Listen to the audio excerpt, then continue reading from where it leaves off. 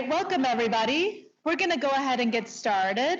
I'd like to begin by thanking Fredrikson Byron for hosting this event and providing the lunch in this beautiful venue.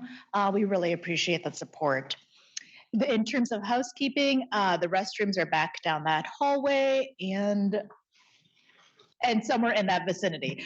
In terms of CLE credit, the course has been approved for one standard CLE credit, so you can find that code online.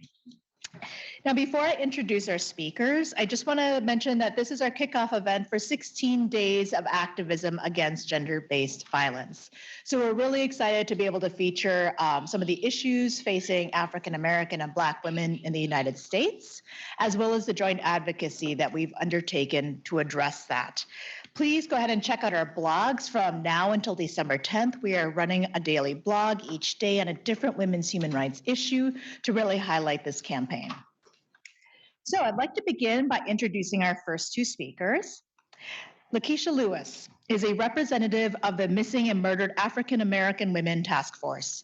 She is a vibrant community educator and has assisted in developing and encouraging students and the general public in achieving financial freedom and homelessness and fight against sex trafficking. In her current role as a financial literacy specialist for the Aurora St. Anthony Neighborhood Development Corporation, she assists others to achieve goals and grow into self-sufficiency despite trauma experiences. Lakeisha is currently a senior at Metropolitan State University, majoring in criminal justice, minoring in community development and organization. She volunteers at Brittany's Place, which is a local nonprofit housed under 180 degrees. Brittany's Place is a safe and sound shelter for girls. Lakeisha became interested in volunteering at Brittany's Place and took on the role as an advocate against sex trafficking in the Twin Cities after the untimely death of her sister, Brittany Clardy. We also have Dr. Brittany Lewis, who is a well-respected, community-engaged qualitative scholar, thought leader, author, and professor, known for bringing those most often locked out of local decision-making processes to the action research table for over 10 years. Dr. Lewis is the CEO and founder of Research in Action, an urban research, strategy, coaching, and engagement firm, and is currently a senior research associate at the Center for Urban and Regional Affairs at the University of Minnesota. Formerly, Dr. Lewis was a Minneapolis Federal Reserve Bank Scholar in Residence and a visiting assistant professor at Macalester College in Political Science and American Studies. Dr. Lewis wrote the state of Minnesota's first report on Black women's economics in partnership with the Black Women's Wealth Alliance. Dr. Lewis has been appointed to the Metropolitan Council Livable Communities Advisory Committee, the City of Minneapolis Housing Advisory Council, and the State of Minnesota Working Group on Police Deadly Force Encounters. So I'd like to turn it over to our speakers to start talking about their work and provide us with a background.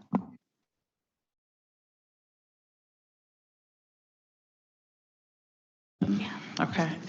I'm going to start off a bit by sharing the role that Research in Action has played in partnership with the Missing and Murdered African American Women Task Force, which perhaps led to the broader partnership with the Advocates for Human Rights. And then my colleague, Lakeisha, will talk more directly about her role as chair of that task force and share a little bit of some of her own lived experience in this space and place.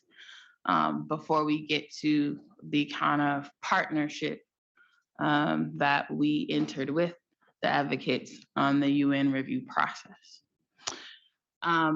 As noted, I'm CEO and founder of Research in Action.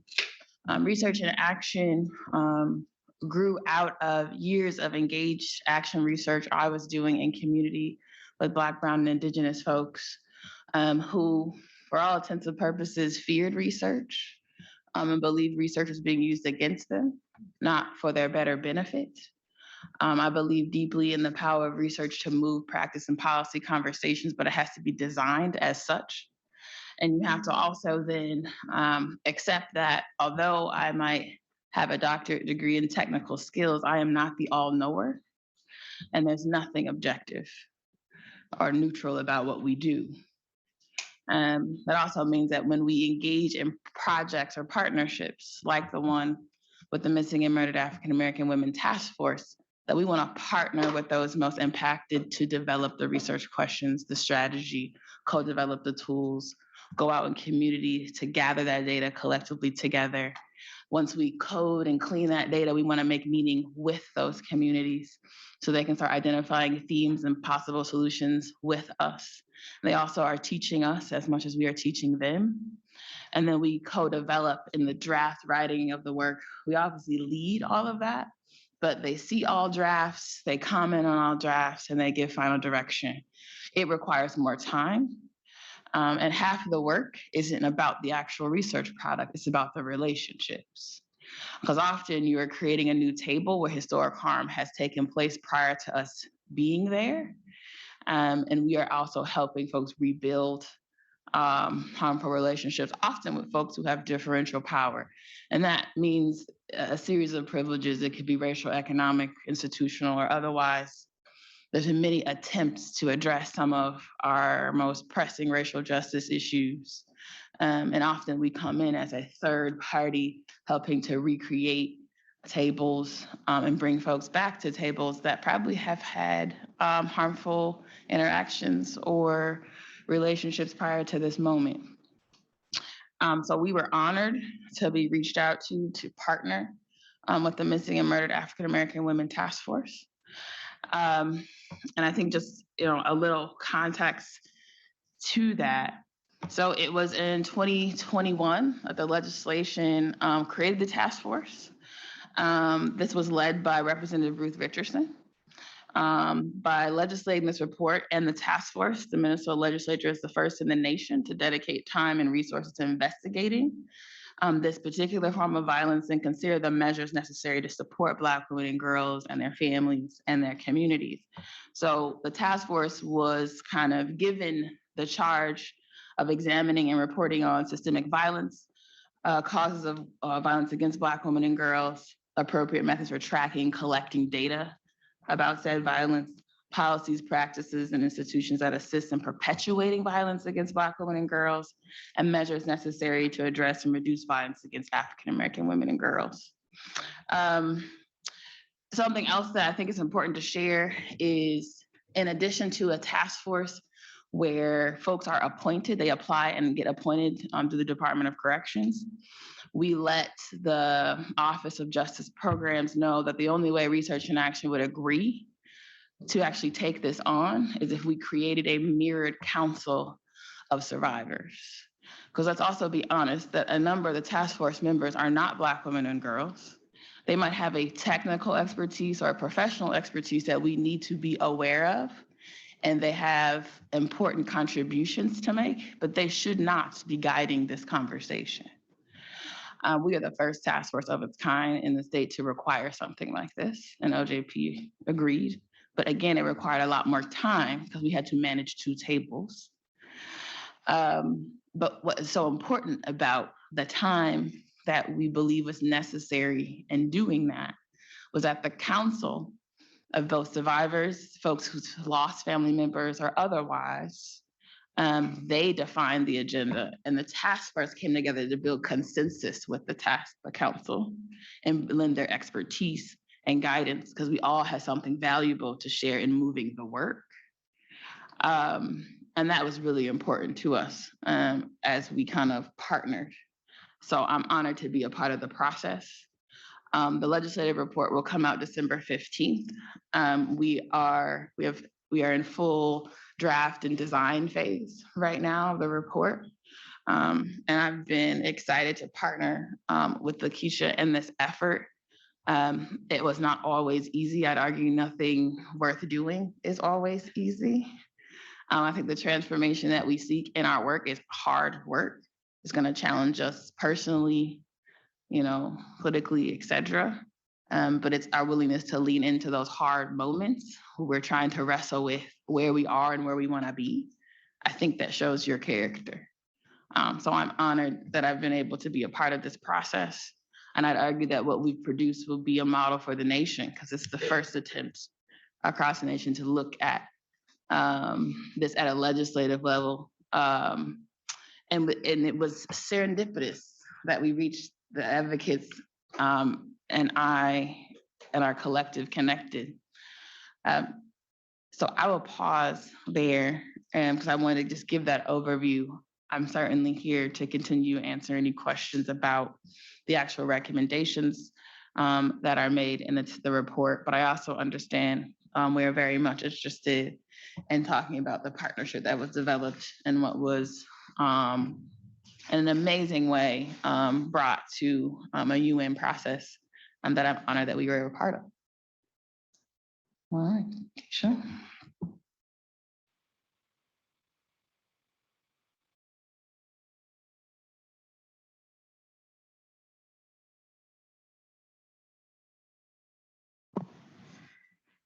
All right. Thank you guys for having us today. It has been a joy to participate and connect with everyone through this process this year. We're going on exactly 12 months from the day that we first were connecting and starting this task force and everybody getting together. So this is really a great time. I'm an advocate for Black missing and murdered women here throughout the Twin Cities. I have had a lot of experience being on the ground. I've been a case manager. I've worked in the nonprofit world and for-profit world in the financial sector, and I created my own business called Fly Economic Services. So that's where I partner with different organizations and speak with people about their barriers, talk with them about one-on-one financial consulting and how to get out of where they're at and where they want to get to where they want to go. So that's my main role. But back in 2013, my sister was murdered. She was 18 years old. It crucially shocked the community. At that time, it wasn't normal to talk about sexual violence, sexual deviance in the media. My sister was murdered in a month where here in Minnesota, she was murdered, and it really brought to the community about domestic violence, sexual exploitation, even the racial disparity between that. Someone was murdered in the same month as her. It was national news, but my sister's story was not. So from my experience, it really has detrimentally affected the Black community here in Minnesota, here in the Twin Cities. And from that time, the Safe Harbor Law was enacted August 1st of 2014. That is when we partnered, my family, in the Brittany Clarity Foundation. That is my sister's, the foundation that we do a lot of work in her name.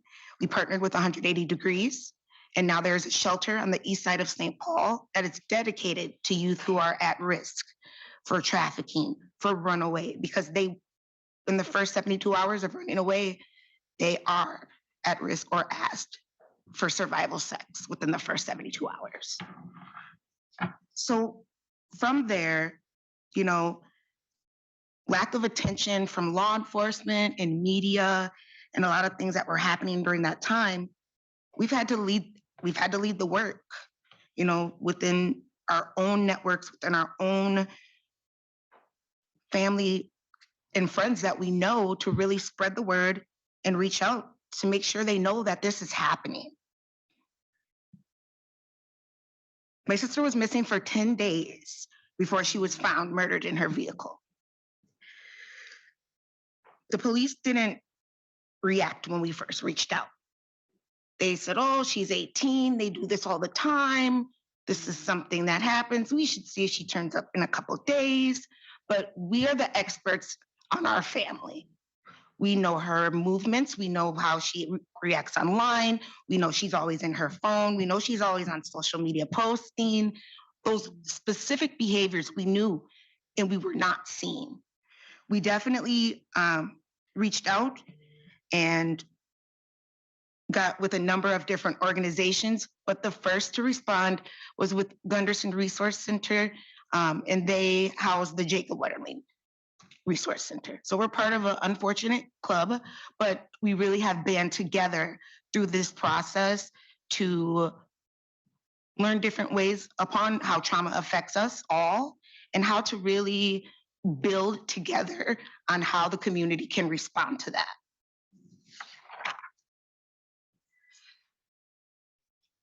The history raised during the creation of the task force, during the 2021 legislative session, I was able to work with Representative Richardson during that time, and really, I testified for the bill, really to be able to speak to this and give a true story to somebody locally, because it's happening. I'm working with so many different people all over the Twin Cities, rural Twin Cities, all over Minnesota. It's not just in the city's problem. It's happening everywhere. So we made sure when we were addressing this, and this was approved bipartisan, that was a big deal, especially during the time where economically we have not been able to come together. So that was a really big, amazing thing that Minnesota did during this time to react towards this. In partnership with Research and Action and the Brittany Clarity Foundation, as I did have to apply for the task force and I was chosen to be on the task force, it turned into something very monumental for everybody involved. When we connected with the advocates and had the chance to move forward with the report that we submitted to the UN, that really solidified for those here in the Twin Cities who are checking in with us, how is everything going? How is the report going? And different leaders that are working on this, that really solidified our stance and our place here within the Twin Cities as coming out as a total group, because no one knew this was even happening. No one knew we were researching this. They don't put a lot of marketing and big funds into advocating for that. So this has been something as a blueprint that hopefully can be replicated across the nation. When doing the process of the CERT committee conference, I cried. It was amazing. It was one of the best experiences I've had this year. So I really, really would like to thank you guys for giving that opportunity to us here in the Twin Cities to be in Geneva for that amazing time. And I can say for the people who also were in attendance at the conference, there physically in Geneva, we could hear all of their testimony. It was so powerful. That is something that you can't replicate, you can't duplicate.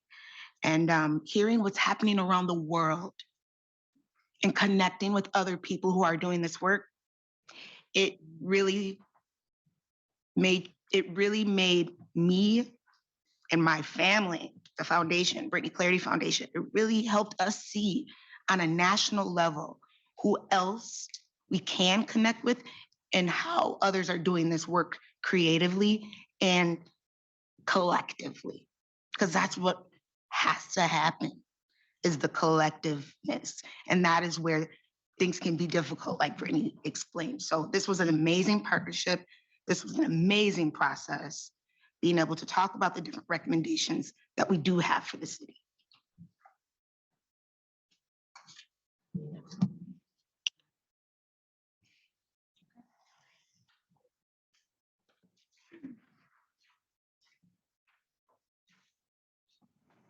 Thank you so much for the important work you're doing, the warm words, and the collaboration. I can say that this has been one of the most rewarding experiences as well.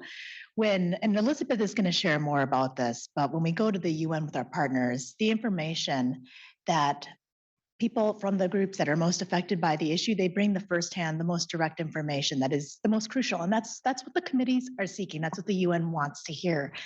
So thank you again for the collaboration. And I want to turn it over now to Elizabeth to share more about this joint advocacy before the UN that Lakeisha had referenced. By way of introduction, Elizabeth is a staff attorney with the Advocates Women's Human Rights Program, where she's involved with domestic and international advocacy focused on gender-based violence. In her role, Elizabeth oversees the Watch Court Observation Project, including volunteer training and data management.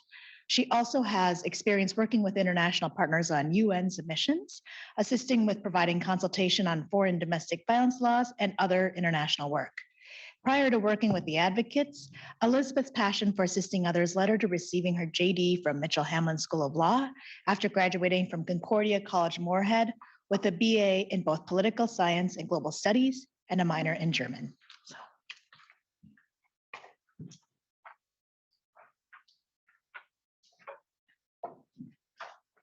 Thank you, Rose.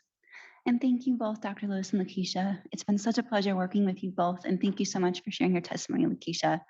I know it was a powerful experience for everyone involved. And we look forward to future collaboration as well when more opportunities come up. And so I'm going to share a bit more about the UN process itself, something that was alluded to earlier. And there are multiple ways for civil society organizations to engage in advocacy on the international stage. One of these is through the United Nations and the corresponding treaty bodies. Today, the one we have been focusing on is the Committee on the Elimination of Racial Discrimination, or CERD. According to the Office of the High Commissioner for Human Rights, OHCHR, the Committee on the Elimination of Racial Discrimination is a body of independent experts that monitors the implementation of the Convention on the Elimination of All Forms of Racial Discrimination by state parties. Part of this monitoring involves regular reviews of the currently 182 state parties who have ratified the convention since it went into force in 1969. During a review, the state party will submit a report to the committee, updating them on any policy changes, issues with implementation of recommendations, and anything else that might have come up since the last review. The committee will then release a list of issues or themes they would like the state party to address during their review. The party will have an opportunity to respond before the interactive dialogue.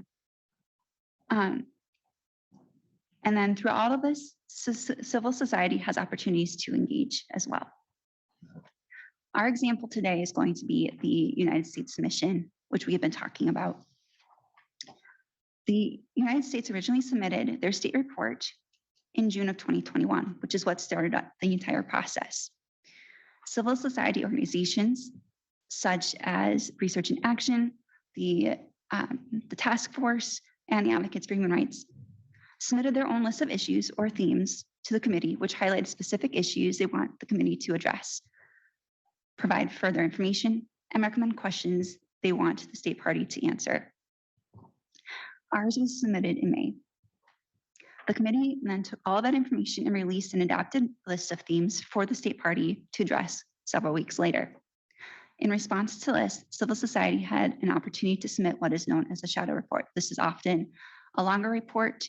It follows what's laid out in the list of themes, so it uses that as a guide. It also will respond to the state party report, bringing up issues the state party failed to address, provide further information, and pose recommendations they wish the committee to make to the state party. We based our shadow report off of the list of themes, the committee's concluding observations from the previous review, and the state party report. Between the submission of the shadow report in July and the actual review in August, civil society had the opportunity to attend a closed NGO briefing with the committee treaty bodies, which is what Lakeisha was referring to earlier, where she was able to share her testimony. During these briefings, committee members ask questions, and the registered NGOs are able to answer or speak and provide further information as well. So all of this information is being used to further inform the committee for their formal review. After this formal review, the committee will issue concluding observations which lists its findings and recommendations. They will often include information or recommendations from civil society organizations as well. And I forgot to bring this up.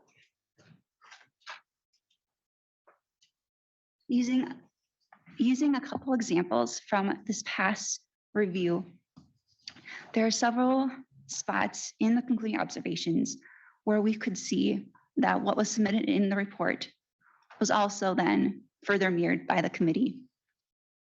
Not exactly word for word, but alluded to or discussed.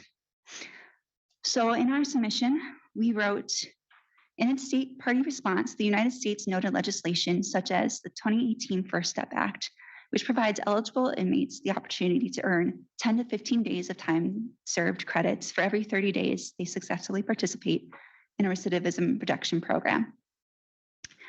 The committee then, in their concluding observations, wrote, the committee takes note of the adoption by the state party of the First Step Act in December 2018 to address racial disparities in the criminal justice system, which has resulted in the reduction of the federal prison population.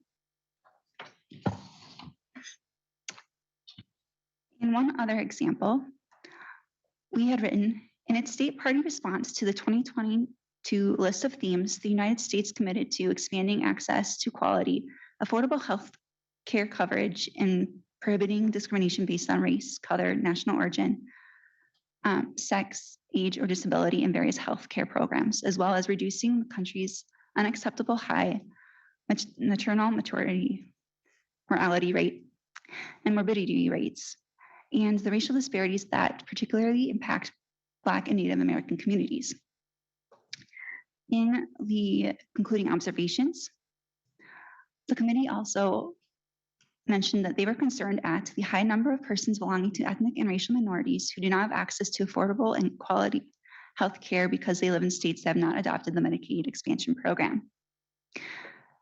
So those are just a few examples of how that advocacy done at a local level in Geneva on the UN platform can make a difference and how we can see that reflected. And I think that's everything I had.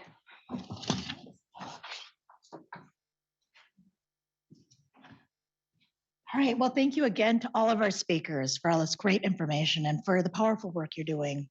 I do want to open it up to questions, and we are monitoring any questions that come through on chat for those attending by Zoom. And I would just ask if you can repeat the question into the microphone for those on Zoom, that would be great.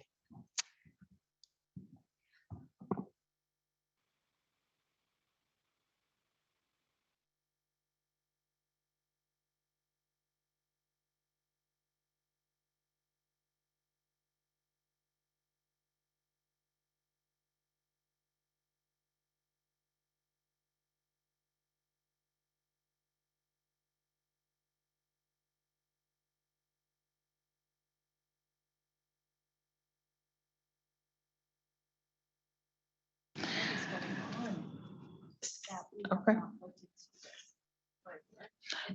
Okay. So the question reiterated a statement that I made that this is the first missing and murdered African American women task force in the nation. Questioned why that was and what I could share about the reasonings behind that.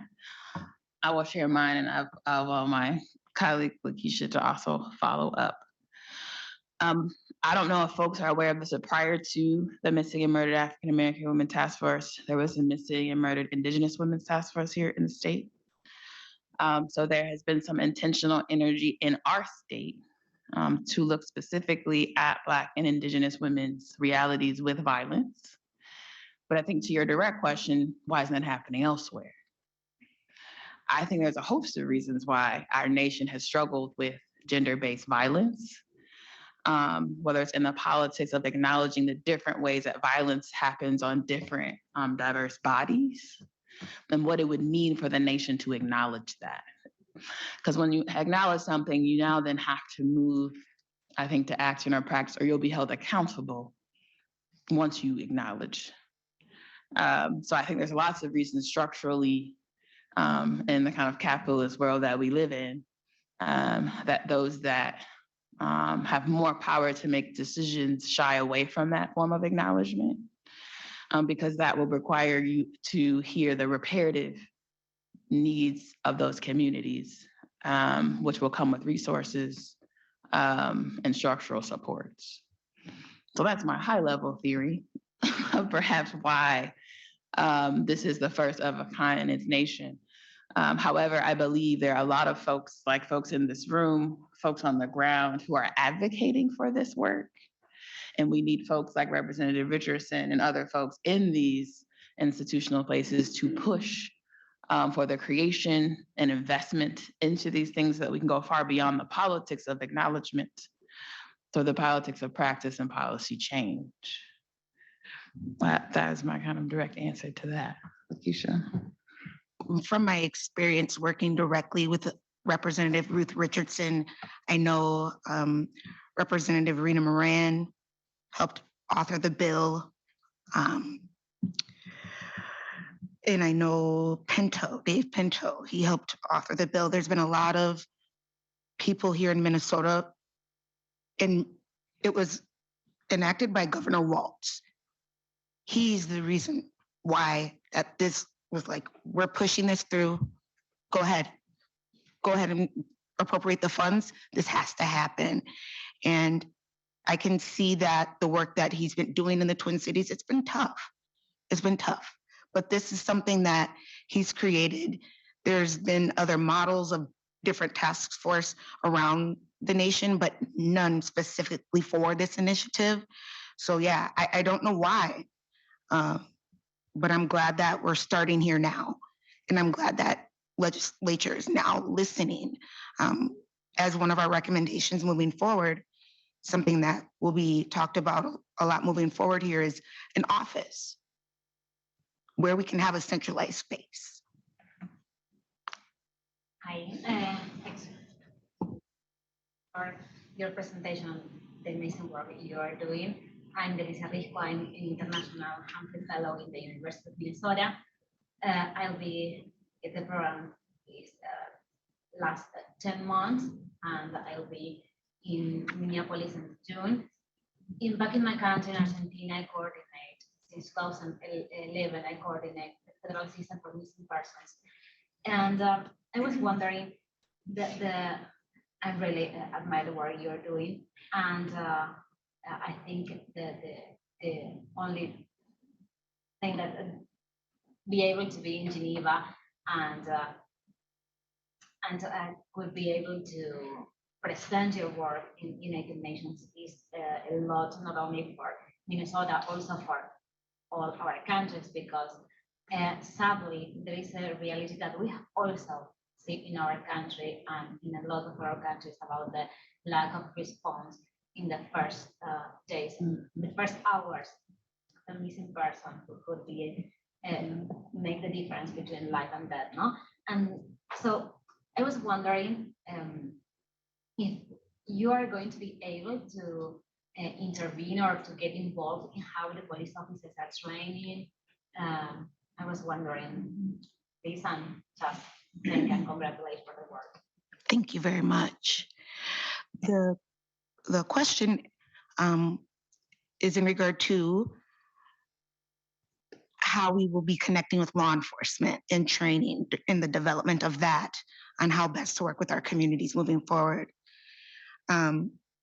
Through the report, when that is released, there will be recommendations that the task force suggests for legislature to work on in training and development across the board, not even just for law enforcement, but training and development for anyone who's acting within these communities or serving these communities, how best they can support, especially government bodies, people even working in nonprofits, people working in for-profits.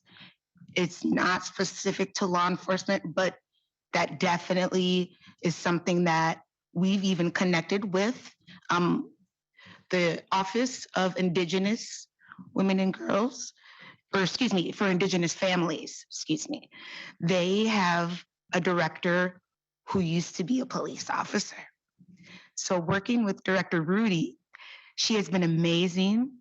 We've consulted with her. She's been part of someone who we've interviewed basically for our report. And that has been very helpful on how we are moving forward and also creating more connections within law enforcement as well. We have someone on the task force from Anoka County Sheriff's Office who receives a lot of the missing calls and works on that end as well. Detective Dan Douglas. He worked on my sister's case.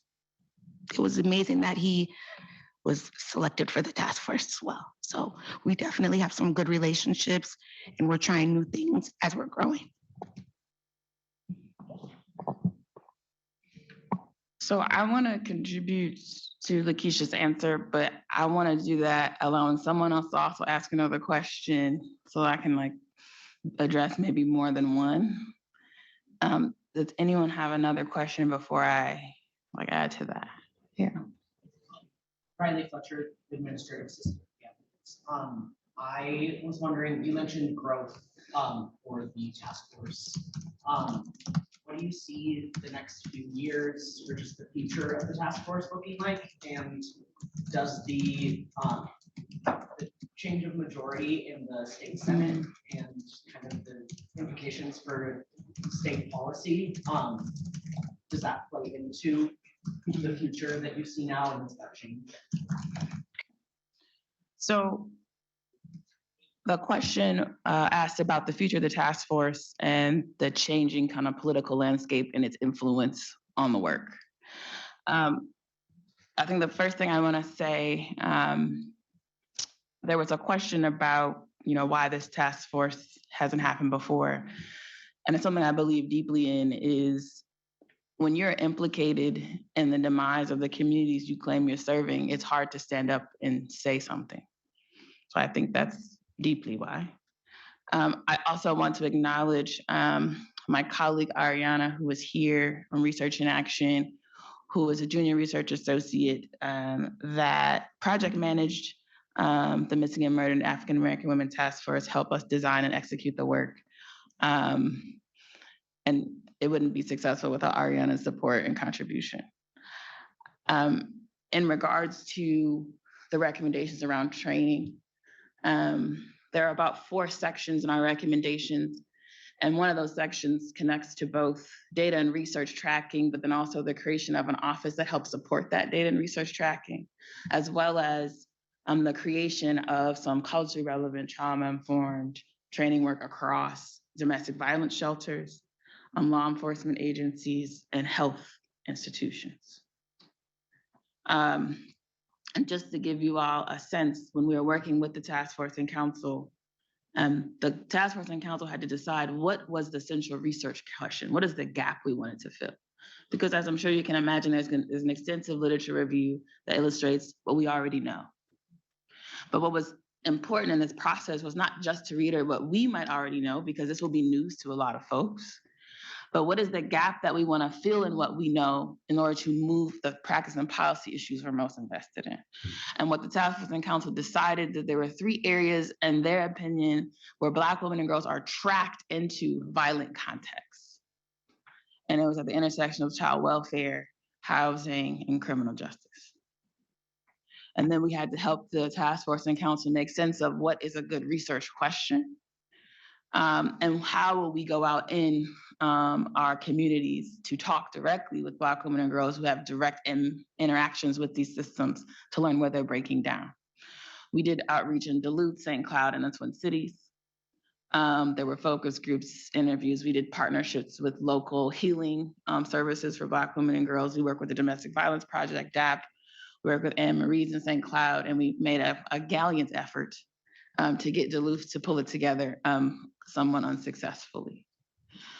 So I guess I wanted to add that there are a lot of components in the recommendations that identify directly from the voices of Black women and girls, some of who were in domestic violence shelters at the time and or had many experiences with law enforcement guiding our work. To the last question around the future of the task force, there is a suggestion in the recommendations to extend the task force. The task force members and council are very passionate about what they've pulled together, and they want to be a part of ushering it across, the finish line, so to speak. But historically, task force just end. And there's so much about our state and county processes that need to be reimagined. And one of those first reimagining was having a council as a part of a task force. It never happened before. We don't know what the legislature would do, but that is a recommendation that's being made because historically it does end. However, they also, in the creation of the office, are asking the office to create an advisory council of women with lived experience, similar to what we did with the council, to inform their work. So whether the task force continues or not, we find the need to have the voices of everyday Black women and girls informing the work as central and not optional. Changing landscape, you are very right to name this. There's a few senators in our latest meetings who actually named it themselves because we are looking to them after we hand over this report for them to take it and do their part. But I believe it was Senator Kunich named very directly to us in the last task force meeting, well, there are things I can't predict right now because of that landscape, but we are kind of moving full head of stream, but I can't make you guarantees about what battles we will encounter. And that's just what I left with. And I'll let Lakeisha share whatever might also be helpful. Yes, that was the sentiment from Senator Kunish. She was a main author on the Indigenous Women Task Force, and she was reelected this year. So like she said, there's a lot of changes. She doesn't know where everything is at right now, but I know that for Minnesota, it's gonna be very important to convey with this report the action that needs to be taken now. There are a lot of different people, because I've testified as well for an office. So a lot of times right now within legislature and people who are in charge of making these decisions, they're like, why can't we just put it all together? Indigenous women, Black women, it's the same thing. Why not? So that has been the first response we have heard from lawmakers, from people who are not familiar with why there needs to be two different offices and what that looks like. So I believe the report will really help with the background and really put that together to see for the legislature to see how important this is and for our state moving forward.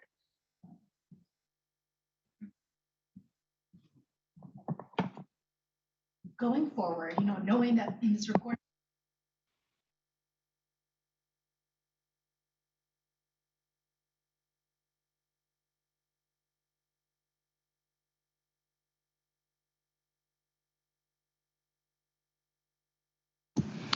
So the question was, what can the average Minnesotan do?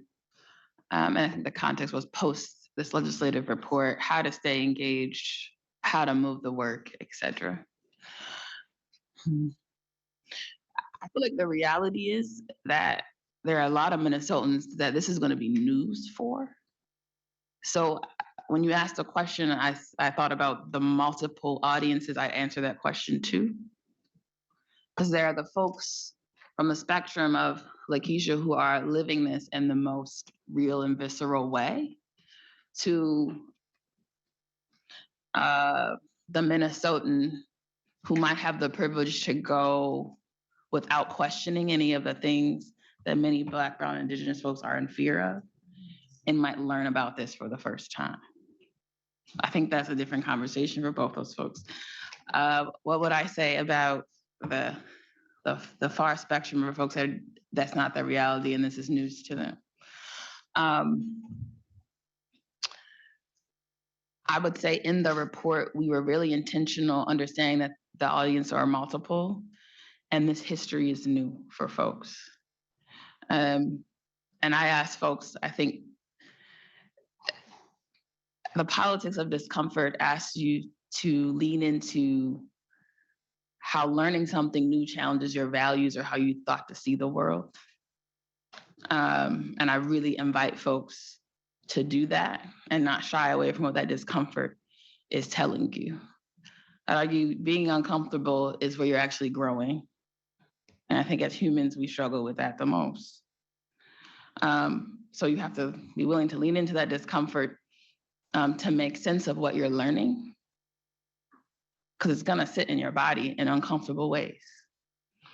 And only you know, and I think your sphere of influence, the local town you're in, the things you contribute to, how can you go from someone who was formerly unaware to an advocate or an ally? That's gonna look different for every person, depending on their geography, their context, et cetera. And I hope that person can lean into that. I would argue that there are many folks on the ground speaking up, but I don't think we're often listening. There are many folks on the ground organizing and trying to build connections. And I also struggle with us working in silos and then talking past each other. There's a whole group of really engaged folks in the world and in the Twin Cities. And I think we gotta do better. I think we're all passionate. I was listening to my podcast the other day, and I heard a definition of, he was talking about faith, and he was talking about the difference between being alone and loneliness. There are a lot of people in the world doing great work, similar work that I do. I don't know them, but I believe they're out there, right? And I might feel alone in this moment as I'm moving, right? But I'm not lonely, because I really do believe there are change makers all across the world trying to do the work I'm doing. So when we do cross paths, I know I'm in a community and I have faith, right? That I'm in a broader change community. I just might not know who they are all the time. People gotta be unapologetic and tap in. And sometimes it's like having those hard conversations about what we understand the problem to be and having disagreements that stops us from building together. Disagreements are okay. Tension is okay.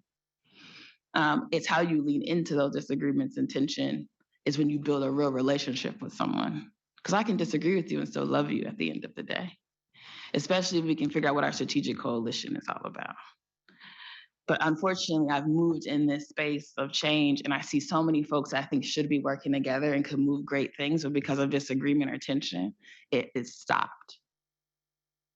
I think those are two very different conversations. And that's, I guess, how I'd answer it. At all of our task force meetings, we have had the opportunity for the public to comment. Public can come to any state task force meetings, and they are available to connect with. And if they're in person, you can come in person for testimony as well.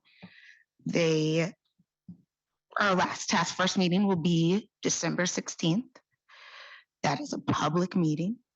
It will be at the Capri Theater in Minneapolis. We will be having, we will be approving the final report, which will be due the day before, 2 days before. So it'll already be taken care of. We'll be approving it. And then we'll be having a panel discussion with some amazing leaders nationally who will be here at the Capri Theater. We will be discussing the state of that and also the recommendations. So that's one thing any normal citizen can do. See what's going on in your state, see what's going on in your community that contributes to Black women and girls. Follow organizations that you know are doing this work. Follow people that you know are doing this work on the ground. Support those people. A lot of times, that's not seen. That's not shown. If you see, and even something as part of our last meeting, as part of the foundation, we're advertising that if you come, please bring a toiletry, please bring socks, because that's what our girls need at the shelter right now. Those kind of things. We're really making sure that everything we're doing is very intentional to give back to everyone. So any normal citizen, anybody here in the state of Minnesota, everybody has an opportunity to do that, to see what's local for you, what best fits your schedule and your friends and family. And yes, like Dr. Lewis said, seek discomfort, not even just lean into it, seek it. The time is now. We've been away from each other with COVID happening for the past couple of years. Especially, I appreciate you fellas in the room here. That's a big conversation for guys to also have more together on how sexuality is expressed and viewed, because that's a lot of the times what is being perpetrated and what's happening. So as long as we can continue having these conversations, seeking the discomfort, being uncomfortable, we can really, as a people, collectively make some positive change. Thank you.